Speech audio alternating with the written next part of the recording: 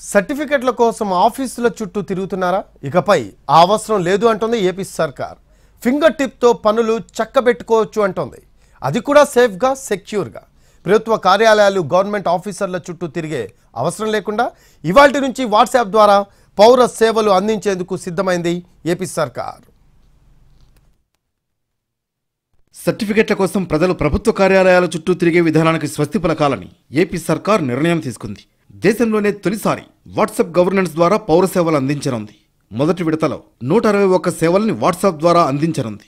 దీనిపై ఇప్పటికే కసరత్తు పూర్తి చేసిన ఏపీ సర్కార్ ఇవాల్టి నుంచి వాట్సాప్ గవర్నెన్స్ ను ప్రారంభించనుంది. తొలి విడతగా దేవాదాయ, విద్యుత్ శాఖ, ఆర్టీసీ, రెవెన్యూ, అన్నా క్యాంటీన్, సీఎంఆర్ఎఫ్, మున్సిపల్ శాఖతో పాటు 121 రకాల సేవలు వాట్సాప్లో అందుతాయి. వాట్సాప్ ద్వారా సేవల్ని పొందాలనుకునేవారు ఏ విధంగా ఆప్షన్లను ఎంచుకుంటారనే దానిపై సీఎంకి వివరించారు అధికారులు. రెండవ విడతలో మరిన్ని సేవలను ప్రభుత్వం అందుబాటులోకి తీసుకురానుంది. క్యాస్ట్, బర్త్ సర్టిఫికెట్లు, అడంగల్, నేటివిటీ లాంటి సర్టిఫికెట్లు వాట్సాప్ ద్వారా అందిస్తారు.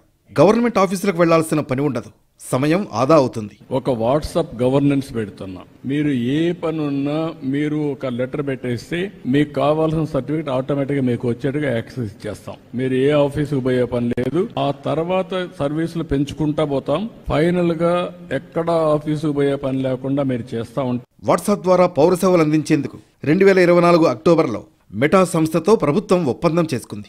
వేగంగా, పారదర్శకంగా, జవాబుదారీతనంతో సేవలు అందించనుంది. యుటిలిటీ బిల్లులు, ఎలక్ట్రిసిటీ బిల్లులు తదితర సేవల్ని వాట్సాప్ పేమెంట్ వ్యవస్థ ద్వారా చెల్లింపులు చేసేందుకు అవకాశం కల్పిస్తోంది. పౌరుల సమాచారం సైబర్ నేరగాళ్లకు చిక్కకుండా ఫోరెన్సిక్, సైబర్ సెక్యూరిటీ ఇవ్వాలని ఏపీ సీఎం చంద్రబాబు నాయుడు అధికారుల్ని ఆదేశించారు.